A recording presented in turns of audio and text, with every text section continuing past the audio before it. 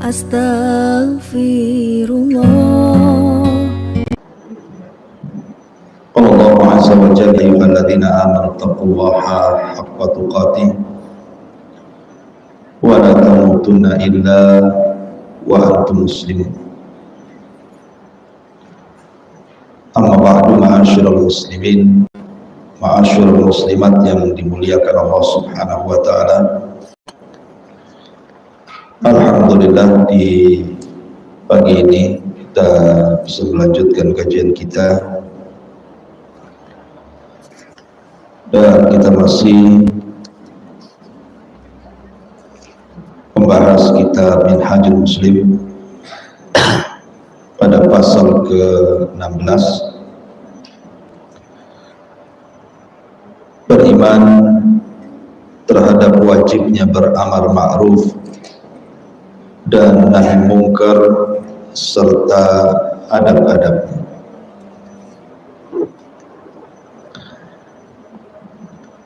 Di dalam Al-Quranul Karim, Allah Subhanahu wa ta'ala berfirman, kuntum khairu ummah ukhrijat lin-nasi ta'muruna bil ma'rufi wa tanhauna 'anil munkari wa tu'minuna billah. Kalian adalah umat terbaik yang dikeluarkan untuk manusia, menyuruh kepada yang ma'ruf dan mencegah dari yang munkar, serta beriman kepada Allah Subhanahu wa ta'ala. Ayat ini adalah ayat yang mendasari tentang pentingnya al-amru bil ma'ruf wa nahyu 'anil munkar. Dan itulah yang menjadikan perbedaan antara umat Islam dengan umat-umat yang lainnya. Terbedakannya umat Islam dengan umat yang lainnya, umat Islam ini adalah umat yang tidak membiarkan kemungkaran dan senantiasa mengajak manusia kepada kebaikan. Dan itu banyak dalam Al-Quranul Karim tentang perintah demikian. Di sini sebutkan dalam surah Al-Imran ayat 104, wal takum minkum ummatun yad'una ilal khair wa ya'muruna bil ma'ruf wa yanhauna 'anil munkari wa ulaika humul muflihun. Dan hendaklah ada di antara kalian orang-orang yang beriman, sekelompok umat yang menyuruh kepada kebaikan dan mencegah dari yang mungkar. Kemudian juga Allah Subhanahu wa ta'ala berfirman dalam surah Al-Hajj 41, alladzina in makkannahum fil ardi wa aqamus salata wa atuz zakata wa amaru bil ma'rufi wa nahaw 'anil munkar, yaitu orang-orang yang jika kami teguhkan kedudukan mereka di permukaan bumi, niscaya mereka menegakkan salat, menunaikan zakat, dan mengajak manusia kepada yang ma'ruf dan mencegah dari yang munkar. Dan begitu juga dalam surah At-Taubah 71, kemudian juga surah Luqman 17 menceritakan tentang nasihat Luqman al-Hakim kepada putranya. Dan Luqman al-Hakim itu seorang budak, tetapi Allah Subhanahu wa ta'ala memuliakan bukan karena orang itu merdeka, karena budak juga bisa jadi mulia. Tentu yang membedakan kemuliaan itu bukan permasalahan merdeka atau perbudakan, tidak, tetapi ketakwaan dia kepada Allah Azza wa Jalla. salah satu nasihat Luqman kepada anaknya adalah, ya bunayya aqimis salata wa'mur bil ma'ruf wanha 'anil munkar wasbir 'ala ma asabak. Wahai anakku, dirikanlah salat dan suruhlah manusia mengerjakan yang baik dan cegahlah dari yang munkar, kemudian bersabar terhadap apa yang menimpa dari musibah itu kepada. Bahkan di dalam surah Al-Maidah 78-79, bagaimana Bani Israel itu dilaknat,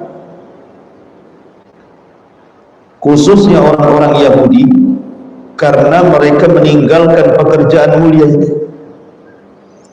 Lu'inal ladzina kafaru min bani Israil ala lisani Daud wa Isa ibn Maryam dzalika bima asaw wa kanu ya'tadun kanu la yatanahawna am munkarin fa'alu labisa ma kanu yaf'alun. Telah dilaknat orang-orang kafir dari Bani Israel atas lisan Nabi Daud dan lisan Isa putra Maryam. Apa penyebabnya? Karena mereka durhaka dan selalu melampaui batas. Mereka satu sama lain tidak melarang dari yang mungkar yang mereka lakukan. Sesungguhnya amat buruklah apa yang selalu mereka perbuat. Lihat bagaimana akibat orang meninggalkan perbuatan mulia ini, mengajak manusia kepada kebaikan dan mencegah dari kemungkaran, sebab laknat turun kepada mereka. Lebih jelas lagi Allah mengatakan dalam surah Al-A'raf 165, falamma nasu ma dzukkiru bihi anjayna alladhina yanhauna 'anis su' wa akhadna alladhina zalamu bi'adabin ba'isin bima kanu yafsukun. Tatkala mereka melupakan apa yang diperintahkan kepada mereka, kami selamatkan orang-orang yang melarang dari perbuatan mungkar, dan kami timpakan kepada orang-orang zalim siksaan yang keras disebabkan mereka selalu berbuat fasik. Dari sini ayat-ayat ini jelas sekali memerintahkan kepada kita untuk senantiasa mengajak manusia kepada kebaikan dan mencegah kemungkaran. Bahkan sebab laknat dan azab itu karena seseorang meninggalkan perbuatan ini. Adapun dari hadis Nabi SAW juga banyak. Di antaranya di sini Nabi memerintahkan, man ra'a minkum munkaran falyughayyir bi yadihi fa in lam yastati' fa bi lisanihi fa in lam yastati' fa bi qalbihi wa dzalika adhaful iman. Barang siapa di antara kalian melihat sebuah kemungkaran, maka rubahlah dengan tangannya, artinya dengan kekuasaannya. Kalau tidak mampu dengan lisannya, kalau tidak mampu maka dengan hatinya, walaupun itu selama iman. Bahkan Nabi juga mengatakan, la ta'muranna bil ma'ruf wa la tanhauna 'anil munkar aw la yushikanna Allahu an yab'atsa 'alaikum iqaban minhu summa tad'unahu fala yustajabu lakum. Kalian harus beramar ma'ruf dan mencegah dari yang mungkar, atau kalau tidak dilakukan maka Allah hampir-hampir akan menurunkan azab atas kalian, lalu kalian berdoa kepadanya dan tidak dikabulkan. Subhanallah. Sebab tidak dikabulkan doa adalah meninggalkan perbuatan mulia ini, mengajak manusia kepada kebaikan dan mencegah dari kemungkaran. Bahkan lebih tegas lagi, Rasul mengatakan, ma min qaumin 'amilu bil ma'asi wa fihim man yaqdir an yunkir 'alaihim falam yaf'alu illa yushiku an ya'ummahumullahu bi adabi min indi. Tidaklah satu kaum melakukan kemaksiatan, sedangkan di antara mereka ada yang mampu mengingkarinya namun tidak dilakukannya, maka akan timpakan azabnya kepada mereka semua tanpa terkecuali. Kenapa demikian? Karena fitnah ataupun azab itu kalau sudah diturunkan, itu bukan terkena kepada para pelaku maksiat saja, tapi orang-orang baik yang membiarkannya pun akan terkena imbasnya. Makanya Allah mengatakan, wattaqu fitnatan la tusibanna alladziina zalamu minkum khassah. Takutlah akan fitnah kalau ditimpakan Allah itu bukan orang zalim saja yang kena, orang-orang baik pun terkena imbasnya. Makanya penting seseorang itu untuk tidak berdiam diri membiarkan kemungkaran, tapi dicegah semampunya. Karena Nabi SAW pernah menggambarkan sebuah gambaran yang luar biasa, perbedaan kaum yang mencegah dari yang mungkar dengan kaum yang membiarkan kemungkaran. Kata Nabi SAW, ada sebuah kapal itu tingkat 2, yang bawah dihuni manusia, yang atas pun dihuni manusia. Orang-orang bawah kapal ini kalau di laut, mereka kalau minta air, mereka selalu naik ke atas, dan seperti itu rutinitasnya, sehingga akhirnya ada kejenuhan dari orang-orang yang di bawah itu, merasa tidak nyaman, terkadang mengganggu orang yang di atas, kadang tidur terganggu, kadang istirahat terganggu karena mereka minta air. Akhirnya kemudian berinisiatiflah salah seorang di antara mereka, bagaimana kalau seandainya kita bolongi kapal, kita ambil air dari bawah. Kan kalau kapal dibolongi nanti airnya keluar. Kalau seandainya ini terjadi, orang-orang di atas itu membiarkan orang-orang di bawah membolongi kapal, mengambil air dari bolongan kapal, tentu kapal itu kan tenggelam. Dan yang tenggelam itu bukan hanya yang di bawah, kapal-kapalnya tenggelam, artinya semuanya akan tenggelam. Ini permisalan bagus dari Nabi. Kalau kita biarkan satu kampung ada kemungkaran, kemudian diam saja satu kampung itu, maka kalau Allah turunkan azab, habis itu satu kampung. Makanya lihat bagaimana Allah Subhanahu wa taala menggambarkan kisah Ashabus Sabti, kisah orang Yahudi yang tinggal di pinggiran lautan, yang kerja mereka itu mencari ikan. Ada larangan bagi mereka, khusus di hari Sabtu tidak boleh melaut, karena itu hari sakral. Bagi orang-orang Yahudi hari Sabtu itu hari sakral, hari yang sangat-sangat suci, sehingga tidak boleh ada aktivitas kecuali ibadah. Tetapi kemudian sebagian orang jahat, mulai mereka membuat khilah, hendak menipu Allah dan orang yang beriman. Mereka memasang jala di hari Jumat untuk ikan di hari Sabtu, diambilnya hari Ahad. Mereka melakukan seperti itu berhari-hari, berbulan-bulan, rupanya tidak turun azab, sehingga mereka menyangka jangan-jangan mitos saja, orang yang melanggar dari Sabtu itu akan turun azab. Akhirnya memberanikan diri mereka, bukan hanya pasang jaring di hari Jumat untuk ikan hari Sabtu dan diambil hari Ahad, tapi mereka langsung terjun di hari Sabtu untuk mengambil ikan. Alasannya karena ikan di hari Sabtu itu nampak di permukaan, padahal itu adalah ujian dari Allah. Tergoda atau tidak? Rupanya mereka tergoda. Ada sebagian kecil dari orang-orang yang beriman mengingkari, jangan kau lakukan, hentikan, kalau tidak ada Allah turun.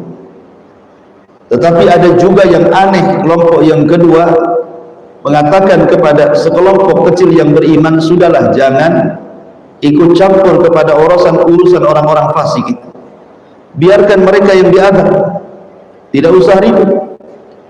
Memang orang kedua ini tidak ikut mancing di hari Sabtu, cuman dia tidak mau ada kebisingan, sehingga dia mencegah orang-orang yang beriman, sudah biarkan saja, nggak usah bising. Kalau memang azab Allah turun, pasti akan menimpa mereka saja yang mengambil ikan dari Sabtu. Orang kedua ini tidak paham, bahwa kalau azab Allah turun itu bukan hanya terkena orang zalim saja, tetapi azab itu kalau turun orang baik pun terkena imbasnya. Maka orang-orang yang beriman yang tidak mau terkena imbasnya, kalau seandainya turun azab, mereka pun menyingkir dari desa itu. Kemudian mereka membuat pagar tinggi supaya dipisahkan antara mereka dengan orang-orang yang mencegah mereka dan orang-orang yang mengambil ikan dari Sabtu. Berjalanlah waktu demi waktu, hari, bulan, tahun, sampai suatu hari rupanya sudah tidak ada lagi suara hiruk pikuk, ketawa ketiwi, jual beli. Tiba-tiba senyap saja. Orang-orang yang beriman di balik tembok ini kan temboknya tinggi, tidak bisa melihat. Penasaran kenapa orang-orang itu biasanya ramai, habis dari laut mereka ramai gitu kan. Rupanya senyap, sepi. Tiba-tiba kemudian mulailah di antara mereka mengambil tangga, kemudian naik ke atas pagar, dilihatnya rupanya tidak ada manusia. Kemudian ditunggu beberapa waktu juga tidak ada manusia. Akhirnya cobalah mereka keluar dari tembok itu, rupanya memang tidak ada manusia karena sudah berubah menjadi kera-kera yang dihinakan dan sebagainya menjadi babi. Lihat bagaimana Allah Subhanahu wa taala mengirim azab. Allah turunkan kepada mereka azab karena mereka tidak mau untuk dicegah dari kemungkaran. Jangan sampai kemudian nasib orang ini demikian, tidak mau dinasihati, kemudian degil, terus saja bermaksiat, akhirnya Allah turunkan azab kepadanya. Makanya kenapa Nabi SAW sangat-sangat menekan tentang urusan yang ini, mengajak manusia kepada kebaikan dan mencegah kemungkaran karena dampaknya dahsyat. Ma'asyiral muslimat yang dimuliakan Allah Subhanahu wa taala, tentu yang perlu kita ketahui adalah ada adab-adab, karena kan al-amru bil ma'ruf wan nahyu 'anil munkar ini bagian daripada nasihat. Artinya ada etika-etika, ada adab-adab yang harus dilakukan. Apa saja adab-adab baik kepada orang yang akan mencegah dari yang mungkar dan mengajak manusia kebaikan kepada kebaikan, ataupun kepada orang yang diberikan nasihat. Dua-duanya ada adab. Ya. Yang harus dipahami bahwa ketika ibu berusaha untuk mengajak manusia kepada kebaikan dan mencegah kemungkaran, niat ibu itu adalah ikhlas karena Allah. Jadi memang ingin mencari kebaikan, bukan karena ibu merasa bersih dan dia kotor. Ibu merasa ahli ibadah dan dia ahli maksiat. Ibu merasa bahwa ibu itu tidak punya kesalahan dan orang itu banyak kesalahan. Bukan itu. Jangan ada niat seperti itu dalam memberikan nasihat kepada orang. Tetapi ketika ibu hendak memberikan nasihat itu terdorong karena sayang, terdorong karena cinta, terdorong karena kasih sayang dan kasihan kepada orang itu. Jangan sampai orang itu terus di atas kemaksiatan. Itu yang harus ditanamkan bagi orang yang hendak memberikan nasihat. Sebab kalau seandainya niat memberikan nasihat ibu merasa lebih bersih dia kotor, ibu merasa lebih banyak pahala dia banyak dosa, ibu merasa bahwa ibu paling suci dia tidak suci, itu bukan memberikan nasihat. Biasanya nanti jatuhnya bukan nasihat, jatuhnya adalah penghinaan. Karena ibu merasa tinggi dia rendah. Dibedakan menghina dengan memberikan nasihat. Karena ada orang yang kemudian casingnya memberikan nasihat, hakikatnya sedang merendahkan. Jadi jangan sampai itu niatnya. Jadi betul-betul karena Allah Subhanahu wa taala ingin memperbaiki diri dan orang lain supaya tidak turun azab Allah kepada mereka dan kepada kita. Lalu apa saja yang perlu dipahami tentang masalah nasihat ini? Yang pertama, nasihat itu sebuah ibadah, tidak perlu diminta karena ini ibadah. Jangan ibu memberikan nasihat itu kalau diminta saja, kalau nggak diminta ya diam saja. Bukan. Nasihat itu mengajak manusia kepada kebaikan dan mencegah dari yang mungkar, itu sebuah ibadah. Saya melakukan ini karena ibadah,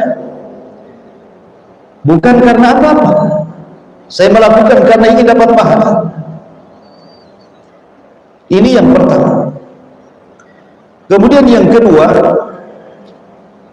nasihat itu mengacu kepada Al-Quran dan kepada sunnah Nabi SAW.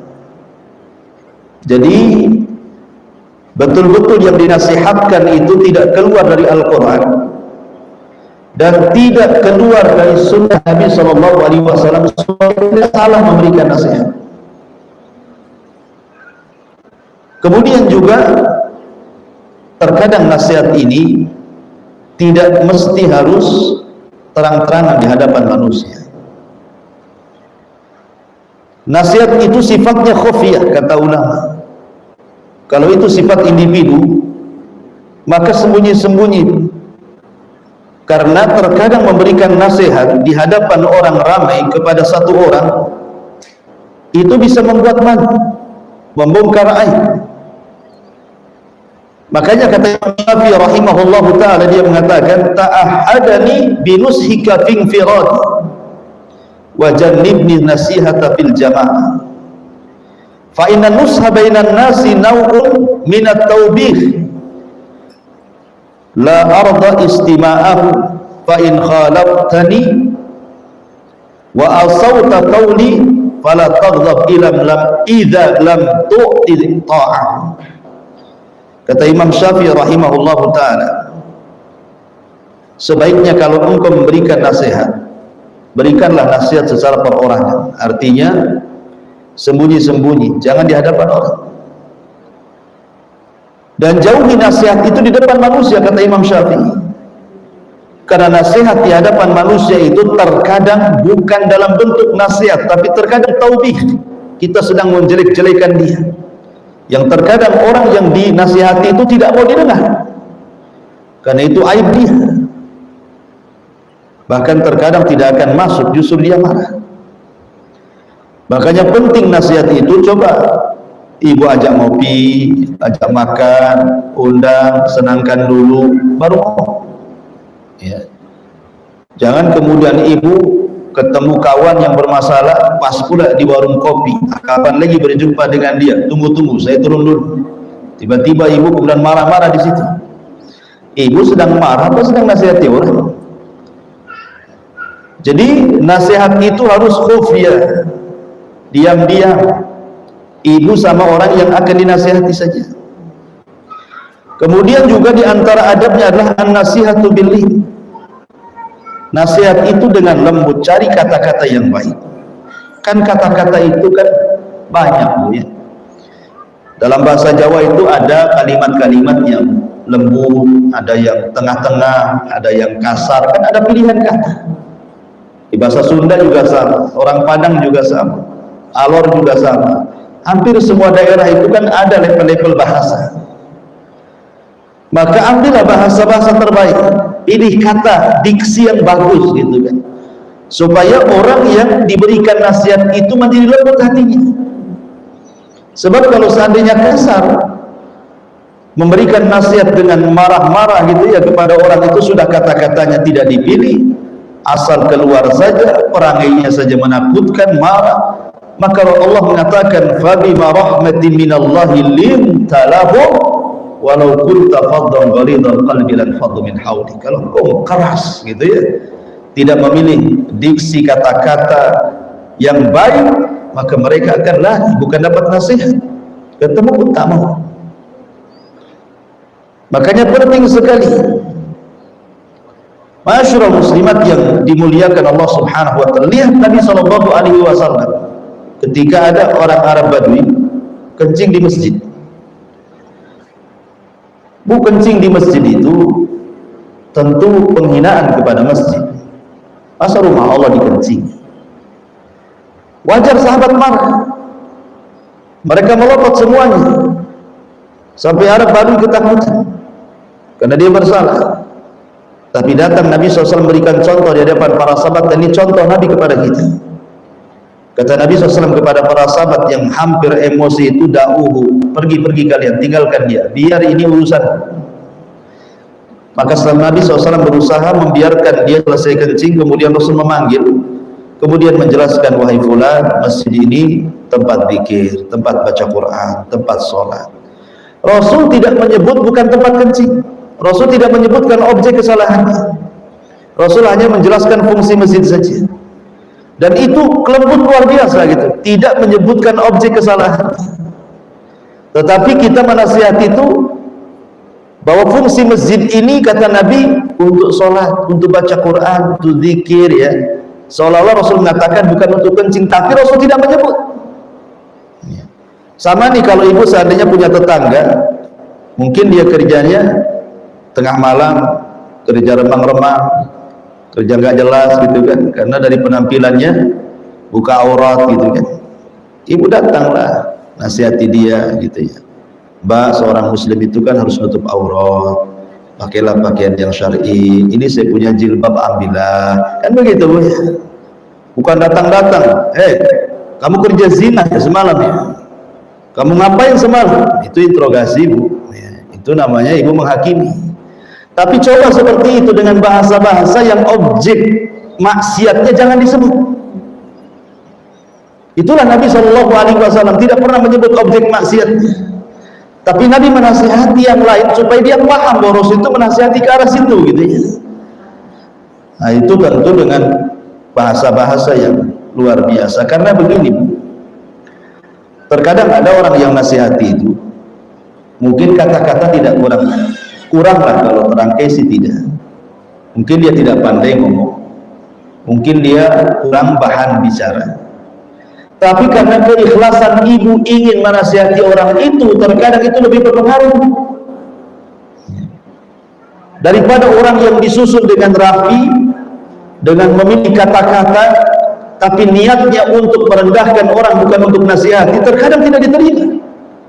Tapi ada orang-orang yang mungkin kata-katanya nggak jelas gitu ya, kurang terangkai, kurang bagus lah ininya ya, susunan katanya. Tapi karena niatnya karena Allah memang sayang kepada saudaranya supaya juga meninggalkan maksiat, terkadang didengar nasihat itu. Jadi itu juga penting, karena nasihat itu hakikatnya lil islam, untuk memperbaiki, litaghyir, untuk merubah, bukan untuk mengumbar aib orang itu, bukan untuk menyebarkan aib orang itu. Nasihat itu untuk merubah, memperbaiki ya. Makanya perlu sabar. Orang memberikan nasihat itu kan perlu sabar. Kalau tidak sabar kalah dengan setan. Malas nasihati dia, udah 100 kali mungkin kalau saya hitung dengan tasbih itu, gak mau juga merubahnya. Akhirnya karena tidak sabar Bu, akhirnya dia tak mau, dia akhirnya mau nasihati lagi.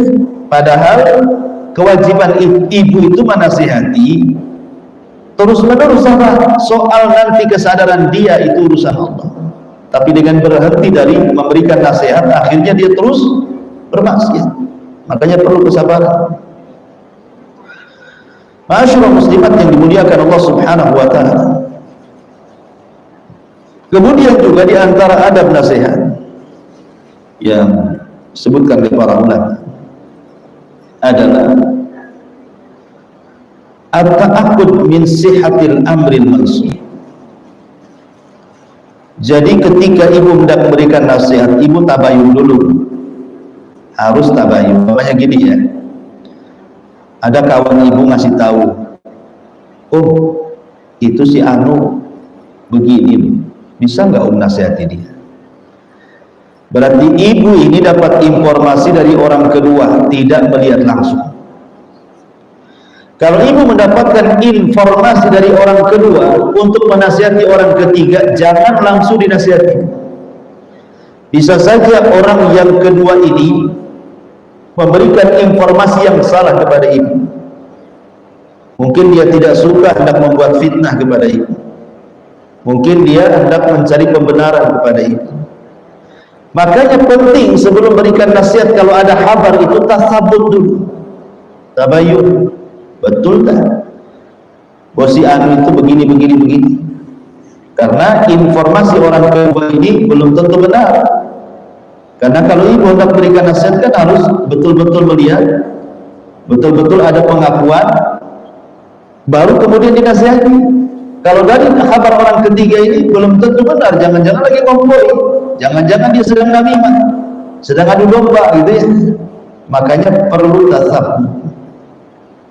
Karena nanti malu sendiri ibu. Ketika ibu sudah nasihati dia, nanti dia ngomong, kamu kok nasihati saya dituduh begini-begini. Emangnya kamu dapat informasi dari siapa? Dari si Anu katanya. Ya. Si Anu siapa? Ya si Anu katanya. Gak benar itu, saya tidak pernah melakukan seperti itu. Kan tahu sendiri kan? Karena tidak tasabbut tadi, gak yakin naginya berikan nasihat, main lempar saja. Maka itu penting adab nasihat itu ta'akud min sihatil amri. Harus betul-betul diteliti dulu, dicari dulu masalahnya, betul nggak dia melakukan atau tidak. Jangan hanya gara-gara informasi orang ibu langsung menasihati. Itu bukan nasihat. Itu bukan nasihat. Ibu sedang menyebar fitnah dari orang kedua. Ma'asyiral muslimat yang dimuliakan Allah Subhanahu wa taala. Makanya kemudian penting sekali bahwa memberikan nasihat itu betul-betul bisidqi wal amanah, dengan kejujuran dan juga dengan amanah. Rasul mengatakan kafa bil mar'i kadiban an yuhadditsa bi kulli ma sami. Cukuplah orang itu dikatakan berdosa kalau dia menyampaikan apa saja yang didengarnya. Disaring, tidak semua yang kita dengar, tidak semua yang kita dengar itu sahih. Ya, jadi betul-betul tasabbut dan tabayun kepada orang yang dinasihati. Kemudian juga di antara adab nasihat itu ikhtiyarul waqtil munasib wal makanil munasib lin nasihat. Coba pilih waktu yang tepat, tempat yang tepat, karena manusia itu, kata ulama, ada waktu ikbal, ada waktu idbar. Ada waktu ikbal, hati itu menerima nasihat. Ada waktu idbar, hati itu menolak nasihat. Kadang orang lagi senang, lagi tenang, orang ngomong apa saja dia tidak marah. Kadang orang lagi rusak, banyak masalah, utang numpuk, masalah dengan keluarga, anak-anak nakal, tetangga ngomel, tiba-tiba datang nasihat, nggak akan diterima. Udah banyak masalah, ibu pula nambah masalah. Ya. Maka ada waktu-waktunya. Ya, coba lihat waktu yang tepat, apalagi menasihati kerabat, menasihati orang dekat. Pilih waktu. Kapan waktu senggang dia, waktu enak dia, nah kita datang, ngomong baik-baik gitu ya. Kalau perlu tempatnya yang enak, ajak ke restoran mana gitu. Ustaz tidak punya duit, warung kopi jadilah bu. Yang penting kan senang, atau ke taman mana ya, yang penting otaknya agak encer, ajak ke pantai, ngobrol-ngobrol gitu ya, sambil ngalor ngidul, akhirnya nembak di situ. Jadi terkadang perlu yang seperti ini, karena manusia itu ada waktu-waktu foto, ada waktu-waktu semangat, ada waktu-waktu senang, ada waktu susah, ada waktu sedih, ada waktu bahagia. Lah karena hati manusia itu berubah-ubah, maka kenapa dia di antara adab nasihat itu kan memilih waktu dan juga memilih tempat, karena itu sangat berpengaruh kepada orang yang akan dinasihati. Ya. Kemudian juga di antara adab nasihat itu adalah izharul hub wal wud lil mansuhi qabla al bad'i bin nasihat. Ibu tampakkan senang dulu, tampakkan di hadapan orang yang akan ibu nasihati itu seolah-olah ibu itu memang sayang dengan dia, cinta dengan dia, senang dengan dia. Ya, tampakkan itu supaya orang yang dinasihati senang. Ini ibu mau nasihati, muka udah pasang kayak setan, merah, melotot, udah dirangkai kata-katanya, ibu lagi ngapain? Ibu lagi jadi debt collector. Jadi nampakkan senang dulu, sumringah dulu, bahwa memang saya datang itu untuk nasihati. Karena dengan menampakkan kecintaan kita kepada orang yang akan dinasihati, menampakkan kasih sayang kita kepada orang yang akan nasihati, belum ngomong saja sudah terpengaruh orang itu. Ibu belum ngomong tuh, orang itu sudah terpengaruh. Tapi kalau tidak ditampakkan rasa itu, Bu, udah ngomong 1 jam saja ibu ditinggal mungkin sama orang itu. Makanya penting ya dalam adab nasihat itu, tampakkan cinta sayang kepada orang yang akan dinasihati. Ma'asyiral muslimat yang dimuliakan, dan itu dicontohkan oleh Nabi SAW kepada siapa? Kepada Mu'adz ibn Jabal. Sebelum Nabi SAW menasihati Mu'adz, apa kata Rasul? Ya Mu'adz, inni uhibbukum fillah. Ya Mu'adz, inni uhibbuk, saya cinta kepadamu. Baik, dan Rasul mengatakan seperti itu kepada Mu'adz. Dia Nabi ya. Ya Mu'adz, saya suka kepadamu karena Allah, saya senang. Nah, jadi ibu juga gitu pada nasihati kawannya. Gini, Om, saya itu cinta sama Om karena Allah, bukan karena siapa-siapa. Saya senang kalau Om itu berubah, karena saya lihat Om ini orang baik sebenarnya, kan gitu ya. Basa-basi lah, tak apa-apa. Apa susahnya basa-basi itu? Supaya dia senang dulu, angkat dulu, ya, besarkan hidungnya dulu, kembangkan dulu, jadi baru kemudian ibu nasihati pelan-pelan ya. Maka itu juga thariqah yang dilakukan Nabi SAW, bagaimana cara memberikan nasihat.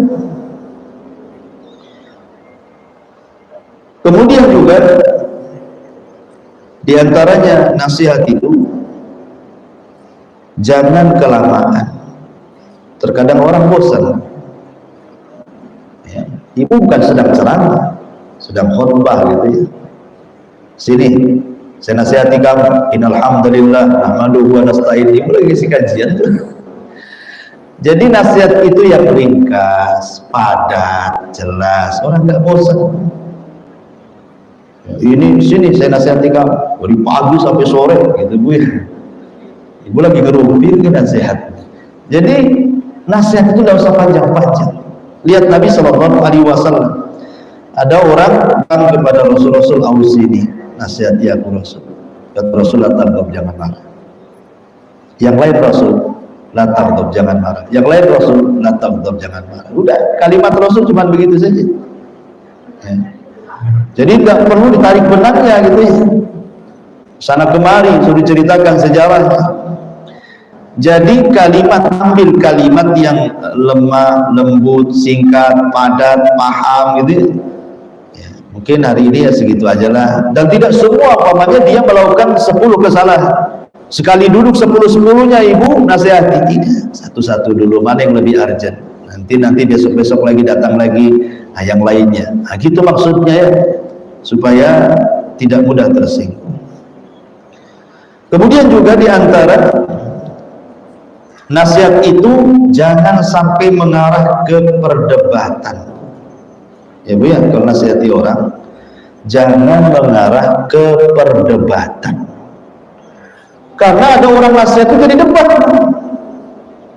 Ah, kau ini pandai nasihat, kau aja kayak gitu. Enggak lah, kau jadi debat ini Bu ya. Jadi nggak boleh nasihat itu sampai kemudian jadi munaqashah, terjadi perdebatan. Jangan arahkan ke perdebatan. Jadi nasihat itu fokus saja. Kalau sudah mulai berdebat, nah ibu tinggalkan. Ya saya kan hanya nasihati, diterima alhamdulillah, tidak juga kalau bisa diterima gitu ya. Jadi tetap saja, jangan kemudian kalau sudah mulai berdebat Bu, nanti setan masuk di situ. Ibu bukan sedang nasihati, jadi marah-marah nantinya. Kok ini nggak bersyukur, aku datang nasihat ya, udah habiskan waktu, tinggalkan keluarga, anak-anak, nasihati kamu, tahu-tahu begini. Itu akhirnya ibu sudah gak ikhlas itu. Jadi kalau sudah mulai debat-debat, tinggalkan ya. Maka ini penting, jangan sampai nasihat itu mengarah kepada perdebatan. Kemudian juga di antara adab nasihat tubuh, ibu kalau nasihati orang itu kayak ibu ngomong di cermin. Ibu ambil cermin, ibu ngaca di situ. Kira-kira cantik nggak ibu tuh? Jadi ibu ngaca seolah-olah ibu sedang nasihati orang yang dikaca tuh. Jadi kalau nasihati orang seolah-olah ibu sedang menasihati diri sendiri. Dan itu akan lebih terasa gitu ya. Karena ibu tidak merasa lebih cerdas, lebih bersih, lebih ahli ibadah, lebih banyak pahala dibandingkan orang yang nasihati. Karena hakikatnya ibu sedang menasihati orang. Dan harus jelas nasihati itu. Sebab kalau seandainya ibu tidak jelas menasihati, itu sama ibu bercermin dengan cermin yang buram. Ibu nggak nampak dan ibu di cermin itu. Jadi harus jelas gitu ngomongnya. Kamu ini ngomong apa sih? Alur ngidul saya nggak paham. Jadi jangan sampai dia ngomong begitu. Harus jelas gitu ya. Jadi rasakan bahwa kita sedang menasihati diri sendiri, kemudian perjelas apa yang dinasihati. Kemudian juga yang lebih penting tadi sudah saya jelaskan bahwa menasihati itu beda dengan merendahkan.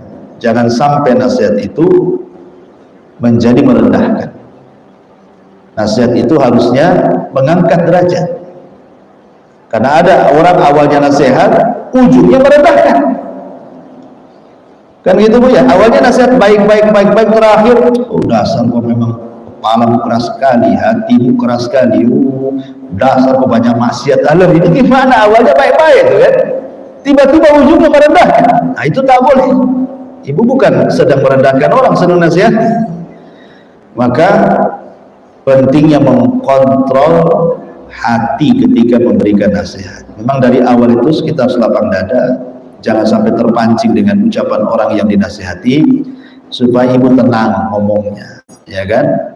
Kemudian jangan lupa minta pertolongan kepada Allah agar orang yang dinasihati itu dapat hidayah. Ya. Adapun kalau seandainya posisi ibu ini orang yang dinasihati, bersyukur masih ada orang yang nasihati.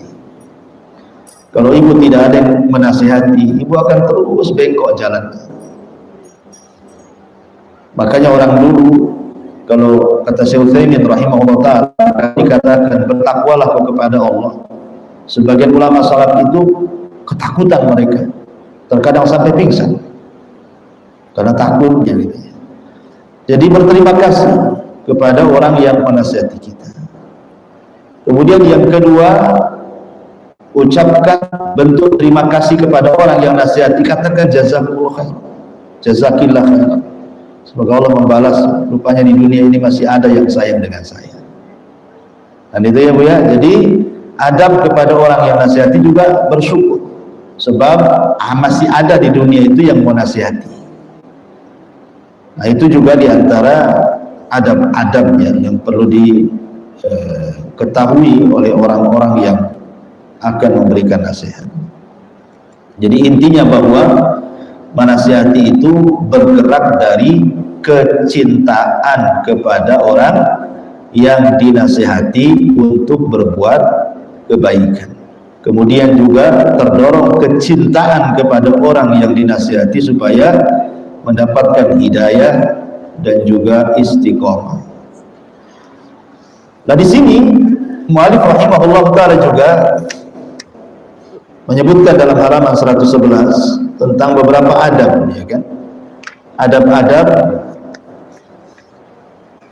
etika beramar ma'ruf dan menahi munkar. Kata beliau yang pertama, orang yang melakukan amar ma'ruf dan nahi munkar itu hendaklah mengetahui hakikat apa yang akan diperintahkan dan apa yang akan dicegah. Jadi ibu harus punya ilmu ketika ibu menyuruh orang berbuat baik, ketika ibu mencegah dari yang mungkar. Ibu harus punya ilmu dua-duanya, apa yang akan diperintah, apa yang akan dicegah, supaya kalau punya pengetahuan, ibu tidak gagal dalam menyampaikan kebaikan dan mencegah dari kemungkaran, supaya jangan sampai ibu sedang mencegah dari yang mungkar padahal itu ma'ruf, atau memerintahkan kepada yang ma'ruf padahal itu mungkar. Jangan sampai terbalik-balik, ya. Dan itu perlu ilmu, ya. Kemudian yang kedua, hendaklah seseorang yang sedang beramar ma'ruf dan nahi mungkar itu harus punya wara', tidak mudah melakukan kemaksiatan, tidak melakukan sesuatu yang akan ia cegah, dan tidak meninggalkan apa yang ia perintah. Jadi kalau bisa dia wara' gitu ya. Ketika dia memerintahkan sholat, memang dia sudah sholat. Ketika dia mencegah dari ghibah, memang dia berusaha dalam hidupnya tidak pernah menggibah orang. Nah, itu jadi wara' gitu ya. Kemudian yang ketiga, hendaklah dia berbudi pekerti luhur, berakhlak mulia, penyantun, memerintahkan dengan penuh sikap rasa sayang, dan begitu seterusnya. Dan tadi sudah saya jelaskan. Jadi mencegah dari yang mungkar, memerintahkan ke yang baik itu terdorong karena sayang kepada orang yang akan dinasihati itu. Kemudian yang nomor 4, hendaklah tidak mengenali kemungkaran yang ada dengan cara memata-matai. Jadi ibu kalau hendak mencegah kemungkaran, jangan ibu jadi jasus, ya. Jadi jasus, umpamanya ibu mau nasihati tetangga, ada orang bilang itu tetangga ibu itu masalah, iya ya, coba nanti saya selidiki dulu, kan itu ya. Ibu nggak ada hak menyelidiki orang, sampai kemudian mobil ibu taruh GPS. Nah, itu mobil tetangga kok ibu taruh GPS pula, supaya tahu kemana ustadz. Nah, nggak ada hak, ya. Jangan sampai tajasus, memata-matai tidak boleh. Justru kita tetap menjaga aib seorang muslim di hadapan manusia. Man satara musliman satarahullahu yaumal qiyamah. Ya, jadi menasihati itu bukan untuk memata-matai, tidak boleh. Kemudian yang nomor 5, sebelum memerintahkan orang yang akan diperintah, hendaknya terlebih dahulu dikenalkan kepadanya yang ma'ruf, sebab boleh jadi ia meninggalkannya karena tidak mengetahui bahwa ia tinggalkan itu adalah merupakan yang ma'ruf. Ya tadi diajarkan dulu, diajarkan ilmu dulu, jangan langsung dicegah, ya.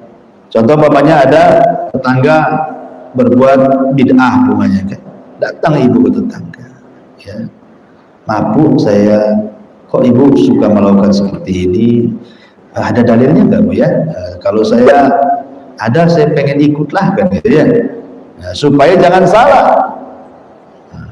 Contoh mamanya ada orang yang ketika baca Quran Shadaqallahul Azim, mungkin ibu mengatakan oh nggak ada itu Shadaqallahul Azim itu, kan, langsung dicegah, kok ngomong apa, nggak ada di Quran itu. Karena ternyata setelah dijelaskan, Rasul pun pernah mengucapkan Shadaqallahul Azim setelah baca Quran, kan. Sebagaimana hadis Nabi SAW ketika menggendong Hasan dan Husain, dia mengatakan Shadaqallahul Azim, innama amwalukum wa auladukum fitnah. Boleh sekali-kali mengucapkan Shadaqallahul Azim. Jadi harus paham, jangan main cegah saja dari kemungkaran sementara dia tidak punya ilmunya, akhirnya malu sendiri akhirnya. Kemudian juga hendaklah menyuruh, memerintahkan dan mencegah dengan cara yang baik. Lalu jika orang yang dimaksud tidak juga mengerjakan yang ma'ruf dan tidak meninggalkan yang mungkar, maka hendaklah dia beri nasihat dengan sesuatu yang membuat hatinya lunak. Artinya kalau tidak bisa dengan kata-kata, ya, kalau tidak bisa dengan kata-kata, ya dengan perbuatan, dengan hadiah, gitu ya, supaya hatinya lunak. Dan yang terakhir, jika tidak mampu merubah kemungkaran dengan tangan sendiri, maka bisa lewat orang lain atau dengan cara berikan harta, sedekah, supaya orang itu semakin menerima nasihat kita. Wallahu a'lam, ini yang bisa saya sampaikan. Silakan kalau ada yang bertanya. Ya.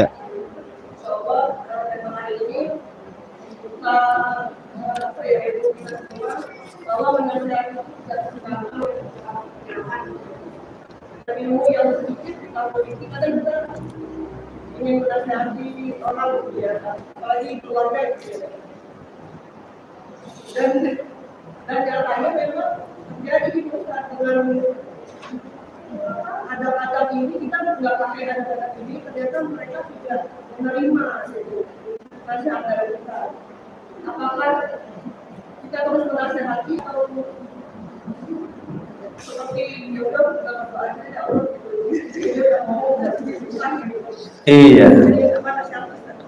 Tetap harus menasihati. Ya kalau dulu-dulunya karena tidak punya ilmu, kemudian main hantam, main bicara, karena tidak sabar pengen berubah dengan cepat pada hidayah milik Allah kan itu.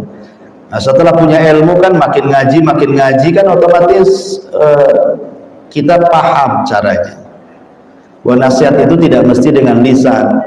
Ya, nasihat itu mungkin dengan hadiah, dengan pendekatan akhlak, dan tidak harus spontanitas hari itu kita nasihati, hari itu berubah kan tidak bisa juga. Karena hidayah itu kan milik Allah. Terkadang ada yang diuji, seperti Rasul juga pernah diuji. Pamannya Abu Thalib dinasihati sampai meninggal dia tidak masuk Islam. Yaitu memang hidayah milik Allah. Tapi minimal tugas kita sudah selesai. Tugas kita adalah menyampaikan kebenaran dengan etika-etika yang diajarkan dalam agama. Jangan sampai berhenti terus nasihat. Ya, tapi mungkin ya waktunya mungkin kalau terlalu sering mungkin bosan, akhirnya marah, takutnya terputus silaturahim. Ya sekali-kali. Ya. Wallahu a'lam. Baik Ustaz, apabila kita tahu atau melihat di keluarga atau di sekeliling kita melakukan amalan yang tidak dicontohkan dan kita tidak mencegah atau memberitahu bahwa itu tidak ada contohnya dari Nabi, apakah kita berdosa? Iya.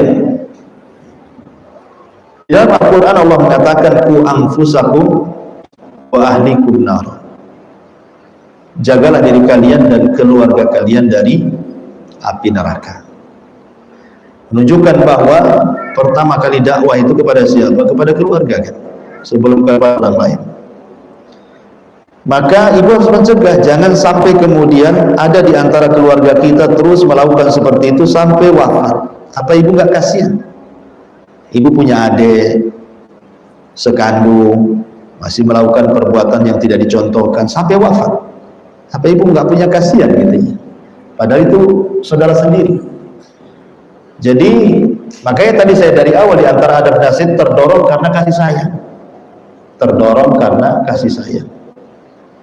Oleh karena itulah maka sudah sebaiknya selayaknya ibu cegah. Apakah berdosa? Iya, ibu bisa berdosa kalau membiarkan. Minimalnya ibu sudah menyampaikan walaupun sekali dua kali. Supaya kewajiban ibu sudah terlaksanakan. Karena boleh jadi dia melakukan seperti itu karena belum ada yang nasihati. Ya, kalau ibu tidak sanggup memberikan nasihat kan sekarang sudah ada YouTube, kirim sajalah YouTube di grup keluarga kan artikel kan ibu ya, mereka baca, mereka mendengar. Allah. Bismillah Ustaz, bagaimana etika ketika berbeda pandangan terhadap pasangan dalam memahami manhaj sehingga terkadang berselisih dalam hal-hal furu? Kalau hal furu ngapain diperselisihkan? Kalau masalah furu ya, masalah cabang. Kalau masalah cabang itu al-amru fihi wasi', perkaranya luas. Kayak masalah khilaf ulama. Tapi kalau seandainya khilafnya sudah bukan cabang lagi, tetapi memang masdarnya, masdar akidah, masdar manhaj gitu ya, maka usahakan untuk sabar. Dan ajak terus suami itu supaya mulai belajar lagi ya. Dan bagaimana posisi seorang istri, ya lihat dia kesalahannya fatal atau tidak suami. Kalau sampai kemudian kepada menjerumuskan kepada kesyirikan yang Allah tidak akan ampuni gitu ya, pemanya suaminya sudah suka datang ke dukun, suka nyimpan jimat, itu kan sudah menyimpang. Ya, ibu terus nasihati, janganlah bang, pakai jimat-jimat ini. bagus kasihkan saya lah duitnya daripada beli jimat tuh. Jadi kalau sudah nampak ke arah-arah penyimpangan yang parah, ya dinasihati sebagai pasangan, jangan diam saja. Bagaimana etika di tengah masyarakat lingkungan sekitar yang berbeda madhab dan manhaj? Apakah lebih baik menjauh atau berbaur? Berbaur.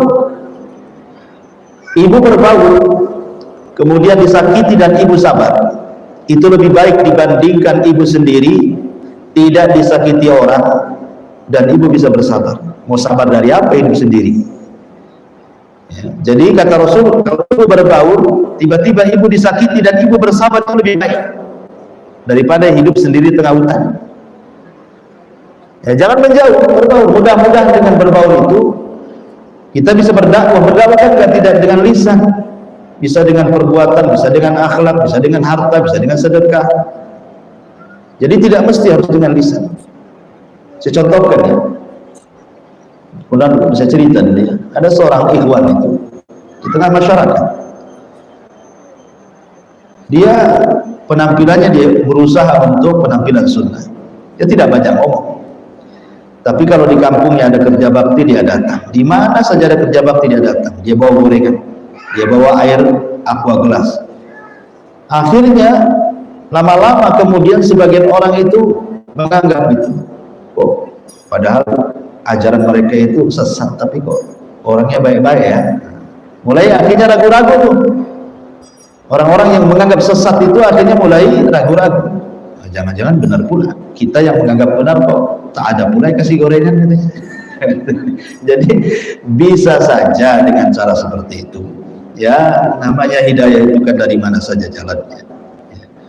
Bagaimana menyikapi sebagian umat Islam yang memahami bahwa surah Al-Fatihah menjadi salah satu wasilah untuk orang yang sudah meninggal atau membaca Al-Fatihah sebelum berdoa? Jazakallahu khair. Iya. Ya, alhamdulillah. Ketika kita menyikapi perbedaan di masyarakat, maka kita harus berlapang dada dan dewasa. Harus dibedakan perbedaannya di mana. Perbedaannya dalam masalah apa? Kalau dalam masalah fikih furu'iyah, contohnya masalah kunut, ulama juga berbeda pendapat. Imam Syafi'i boleh kunut, Imam Ahmad tak boleh. Kenapa ribut gara-gara kunut? Ya kan? Kalau umpamanya perbedaannya masalah-masalah fikih, masalah adzan Jumat 2 kali, hari Jumat yang saya tunda gitu. Anda malas saya masjid di sana.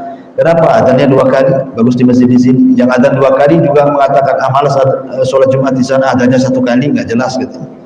Ini masalah fikih. Kenapa gara-gara adzan kemudian masjidnya dijauhi? Nah, tapi kalau sudah masuk pada ranah-ranah akidah, ranah-ranah yang seseorang harus memilih antara hak dan yang batil, ya tentu kita tidak diam, tetap kita harus memilih. Adapun kemudian kalau umpamanya ada yang berseberangan dengan masalah bacaan Fatihah, ya, dan ibu punya dalil bahwa itu adalah tidak benar, dan ibu sanggup untuk berhujah kepada mereka, lakukan dengan melihat maslahat dan mafsadah. Tapi kalau tidak, ibu tidak punya pengetahuan tentang itu, ibu tinggal tanya dalilnya apa, kalian melakukan seperti itu. Dan kalau ibu tidak punya kesanggupan, tidak perlu berdebat dengan mereka, biarkan mereka melakukan seperti itu. Ibu cukup ingkari dengan hati saja, kalau tidak bisa dengan lisan. Ya, kalau memang yang berbeda seberang, supaya kita lebih berusaha untuk menggabungkan persamaan. Toh mereka juga masih muslim, syahadat mereka sama, rukun Islam mereka sama, rukun iman mereka sama, hanya dalam bab ini mereka berbeda dengan kita. Maka kalau kita punya hujah, ya kita bantah. Kalau tidak punya hujah, ya sudah, ibu tawakuh dulu, saya tidak bisa mengerjakan karena saya harus tahu dalilnya dulu, kan itu ya. Itu saya kira pemikiran lebih sederhana yang seperti itu, daripada kemudian tiba-tiba ibu sewot nggak jelas gitu ya. Wallahu a'lam. Ya, saya kira cukup Bu. Dengan di rumah ada orang kerja. Subhanallah bihamdika, asyhadu an la ilaha illa anta, astaghfiruka wa atubu ilaik. Allahu ta'ala. Assalamualaikum warahmatullahi wabarakatuh.